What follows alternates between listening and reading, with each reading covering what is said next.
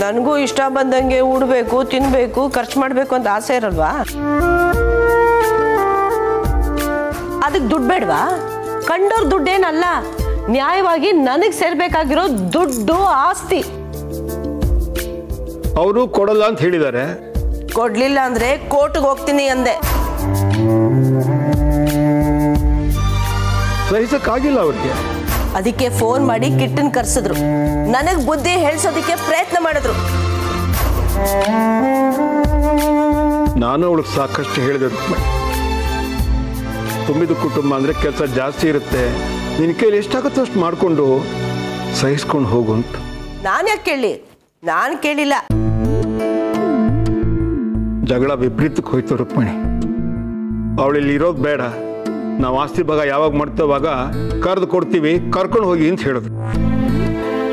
ಹಾಗಾದ್ರೆ ಜಾನಕಿ ಇನ್ ಮುಂದೆ ಇಲ್ಲೇ ಇರ್ತಾಳ?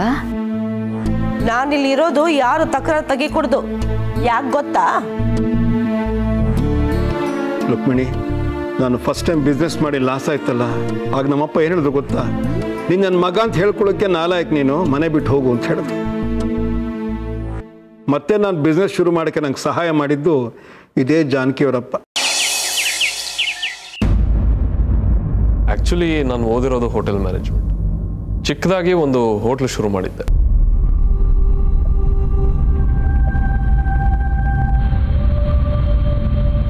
ಆದರೆ ಈಗ ಒಂದು ಹೊಸ ಕಾನ್ಸೆಪ್ಟ್ ಮಾಡಿದೆ. 5 ಸ್ಟೇಟ್ಸ್ ಅಂತ ಹೆಸರಿಟ್ಟು ಒಂದು ಹೊಸ ಹೋಟ್ಲು ಶುರು ಮಾಡಬೇಕು ಅಂತಿದೆ.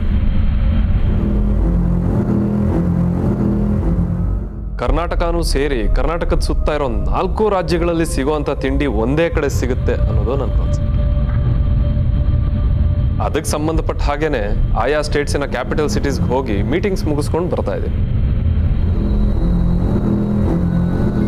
ನೀವು ಯಾವ್ಯಾವ ಸ್ಟೇಟ್ಸ್ಗೆ ಹೋಗಿದ್ದು?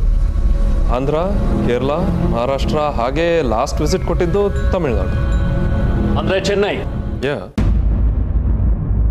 ಲಕ್ಷ್ಮಿ ಅವ್ರ ಫೋನ್ ನಂಬರ್ ಕೊನೆ ಸಲ ಆನ್ ಆಗಿ ಆಫ್ ಆಗಿದ್ದು ಚೆನ್ನೈನಲ್ಲಿ. ಸೊ ನನ್ನ ಹೆಂಡತಿನ ಓಡಿಸ್ಕೊಂಡು ಹೋಗಿ ಅಲ್ಲಿ ಬಚ್ಚಿಟ್ಟು ಇಲ್ಲಿಗೆ ಬಂದು ಏನು ಗೊತ್ತಿಲ್ಲದೆ ಇರೋ ಥರ ನಾಟಕ ಆಡ್ತಾ ಇದೆಯಾ? What nonsense. ನಾನು ಏನಕ್ಕೆ ಹಾಗೆ ಮಾಡಲಿ? ಅವಳ ಮೇಲಿನ ಪ್ರೀತಿಗೆ. ಚಂದ್ರಕಾಂತ್,